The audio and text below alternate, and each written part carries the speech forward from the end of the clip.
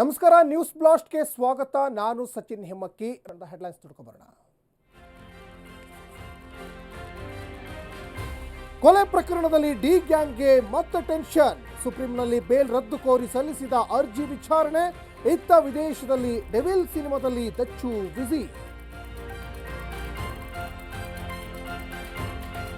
Smuggling ಕೇಸ್ನಲ್ಲಿ 1 ವರ್ಷ ಜೈಲಲ್ಲೇ ಇರಬೇಕಾದ ಸ್ಥಿತಿ.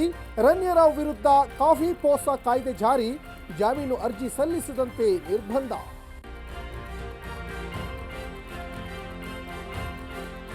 ಆರು ದಿನ ಶಾಸಕರು, 3 ದಿನ ಸಚಿವರ ಜೊತೆ ಮೀಟಿಂಗ್. ಕೈ ನಾಯಕರ ಅಹವಾಲು ಸಂಗ್ರಹಿಸಿದ ಸುರ್ಜೇವಾಲಾ. 3-4 ದಿನಗಳಲ್ಲಿ ನಿಗಮ ಮಂಡಳಿ ಅಧ್ಯಕ್ಷರ ನೇಮಕ ಸಾಧ್ಯತೆ.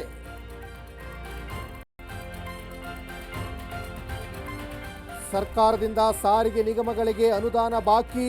9,000 ಕೋಟಿ ಬಾಕಿ ಹಿನ್ನೆಲೆ ಸಿಬ್ಬಂದಿಗೆ ಸಿಗದ ಗ್ರ್ಯಾಚ್ಯುಟಿ ಹಣ.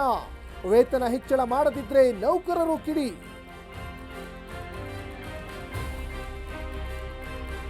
ಕರಾವಳಿ ಮಲೆನಾಡಲ್ಲಿ ವರುಣನ ಆರ್ಭಟ. ದಕ್ಷಿಣ ಕನ್ನಡ, ಉಡುಪಿ, ಕೊಡಗಲ್ಲಿ ಶಾಲೆಗಳಿಗೆ ರಜೆ. ಇತ್ತ ಪ್ರವಾಹ ಪರಿಸ್ಥಿತಿಗೆ ಜನಜೀವನ ಅಸ್ತವ್ಯಸ್ತ.